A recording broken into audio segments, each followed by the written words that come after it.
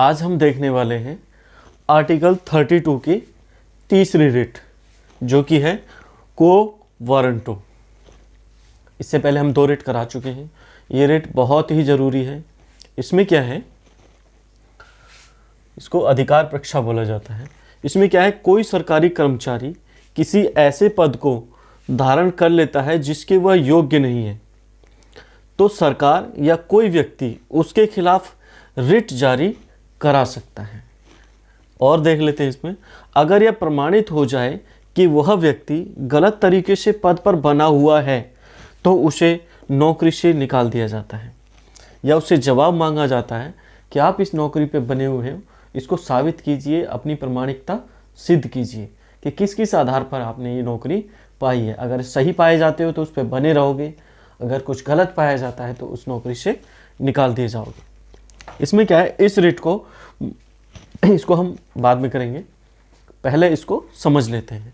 इसमें क्या है, ये रिट सुप्रीम कोर्ट द्वारा, हाई कोर्ट द्वारा ऐसे लोगों के खिलाफ जारी की जाती है जिसमें कोई पब्लिक सर्वेंट, मतलब जो सरकारी नौकरी पाया हुआ कोई व्यक्ति हो, उसके खिलाफ जारी की जाती है। उससे ये पूछा जाता है कि आप अगर सरकारी नौकरी पाए हो, जो भी प्राप्त की है, आपने किस किस बेस पे प्राप्त की है। कई बार ऐसा होता है कि कुछ लोग फर्जी डिग्रियां बनवा के, पैसे ले दे के कोई पद धारण कर लेते हैं, कोई नौकरी पा लेते हैं। तो अगर सरकार को कभी पता चलता है कि ये गलत तरीके से इस पद पर बैठा हुआ है, या किसी व्यक्ति को पता चलता है कि यह व्यक्ति इस पोस्ट के लिए योग्य नहीं है या गलत तरीके से इसने इस पोस्ट को पाया है, तो क्या होता है कि वो व्यक्ति या सरकार ये जांच कर सकती है अपनी तरफ से, या व्यक्ति सुप्रीम कोर्ट या हाई कोर्ट में जा सकता है कि यह व्यक्ति गलत तरीके से किसी पद को धारण किए हुए हैं। तो इस कंडीशन में हाई कोर्ट और सुप्रीम कोर्ट के द्वारा रिट जारी की जाती है को वारंटो, अधिकार परीक्षा की।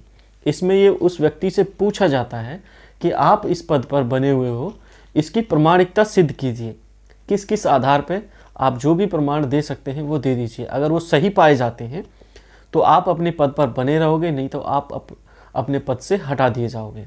तो ये रिट उन लोगों के खिलाफ जारी की जाती है जो गलत तरीके से किसी पद को धारण करते हैं। इसका एक और रीजन है इसको रिट को जारी करने का, इस रिट को बनाने का संविधान निर्माताओं द्वारा,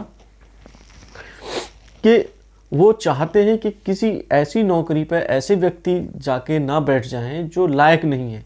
मतलब इसमें कोशिश की जाती है कि जो योग्य है वही किसी नौकरी को पाए, ऐसे लोग किसी नौकरी को ना पा जाएं गलत तरीके से, पैसे के लेन देन से, बाहुबल से, कि जिसके वो योग्य ही नहीं है। उससे क्या होगा, उस पद पर बैठकर वो वही काम करेंगे जो गलती होगा, या अपने लोगों का साथ देंगे, या पब्लिक की सही से सेवा नहीं कर पाएंगे जो कि उस पद में निहित है।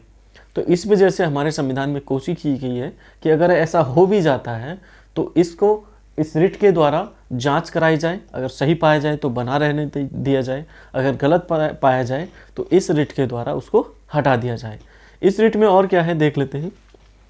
इस रिट को मंत्रियों के कार्यालय और निजी कार्यालय के खिलाफ जारी नहीं किया जा सकता। इसमें यह रोक लगा दी गई है कि ये मंत्रियों के कार्यालय के खिलाफ जारी नहीं की जा सकती, और किसी व्यक्तिगत कार्यालय, कोई किसी अपनी कंपनी है कोई, उसके खिलाफ भी इसको जारी नहीं किया जा सकता। वो चाहे तो अपने किसी भी पद पर, अपने किसी भी पोस्ट पर किसी को भी रखने के लिए आज़ाद है, पूरी तरह से स्वतंत्र है।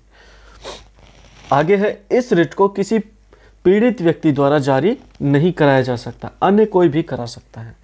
इसमें एक और कंडीशन है, इस रिट को जिसके खिलाफ ये वारंट जारी किया गया है, या फिर जिसके खिलाफ जांच की जा सकती है, या जो गलत तरीके से किसी पद को पाया है, वो इस रिट को जारी नहीं करा सकता।